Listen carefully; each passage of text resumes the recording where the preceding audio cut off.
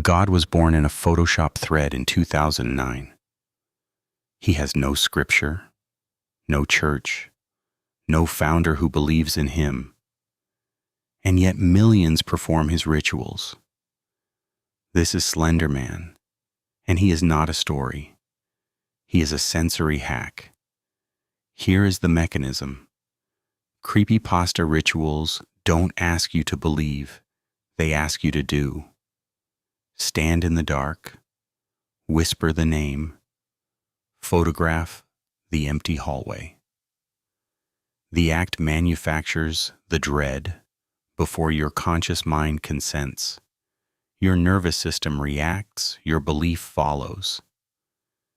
This is theology in reverse, behavior first, faith installed afterward. Now scale it. The algorithm watches which rituals trigger you most. It feeds you more. It removes contradicting content. This is milieu control, automated. The cult once needed a compound to seal your information environment. Now your phone does it for free. You were not converted. You were engineered. This was the Mind Control Archives.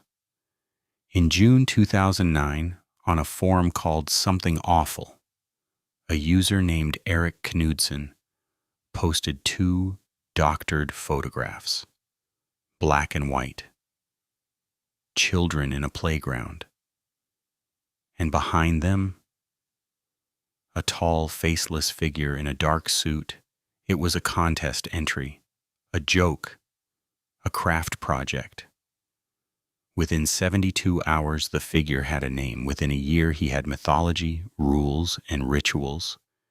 He had no author claiming divinity, no prophet, no sacred text. And yet, by 2014, people were committing real acts in his name. This is the strange case of Slenderman. And it reveals something disturbing about how belief is now manufactured. Traditional religion follows a sequence. First you believe, then you behave. Faith comes first. Ritual expresses it. Creepypasta inverts this completely. It does not ask for belief. It asks for action. Turn off the lights. Say his name 3 times. Take a photo of the dark hallway and look for the figure. Notice what just happened. You performed a behavior in a state of heightened arousal, darkness, isolation, anticipation. Your amygdala fired before your prefrontal cortex could object. The dread was real even though the entity was not. And the brain, encountering a real physiological reaction, searches for a cause. It finds the one you were just handed. The figure. The myth. This is theology installed backwards. Behavior manufactures the feeling. The feeling validates the belief. Cognitive scientists call this agency detection. The human brain is hardwired to detect intentional agents, predators, watchers, others, even where none exist.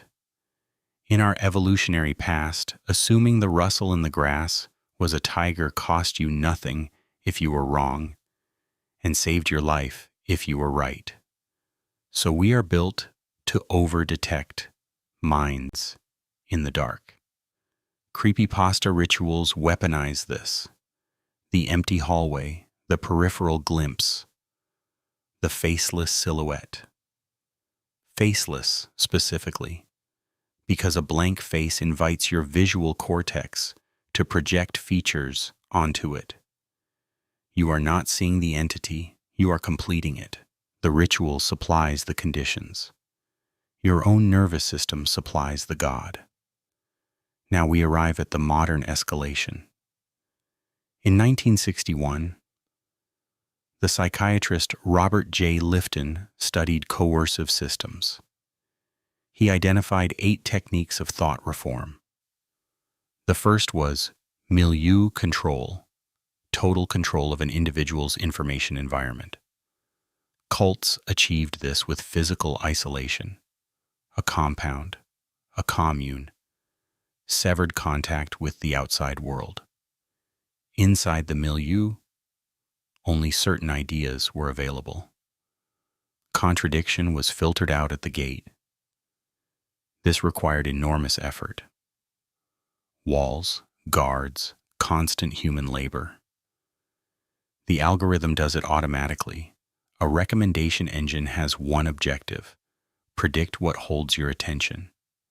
It does not understand meaning. It measures behavior.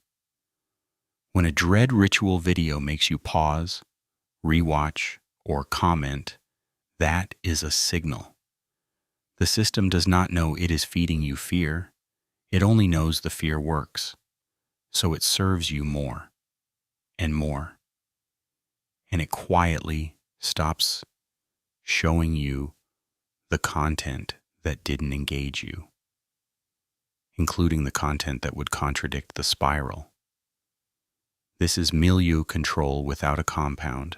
Your information environment narrows, not by force, but by optimization. You were never locked in a room.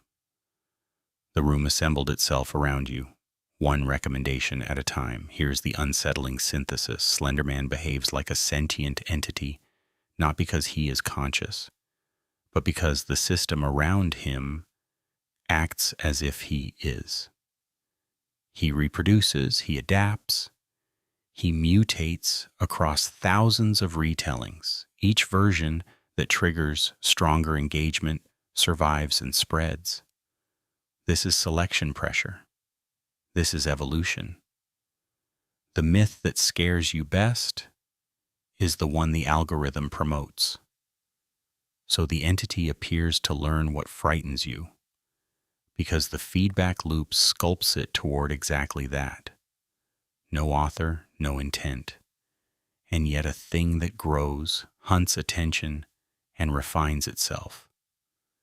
A digital ritual that behaves as if it were alive. Let us assemble the case file. The ritual bypasses belief and installs dread through behavior. The blank face exploits agency detection, letting you generate the threat yourself.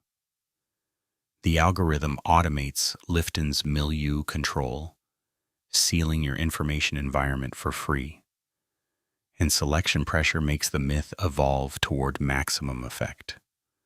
A God with no believers, worshipped by behavior alone, refined by a machine that feels nothing. You were not asked to convert. You were measured, sorted, and surrounded. The compound was never built of walls. It was built of recommendations, and you carry it in your pocket. This was the Mind Control Archive.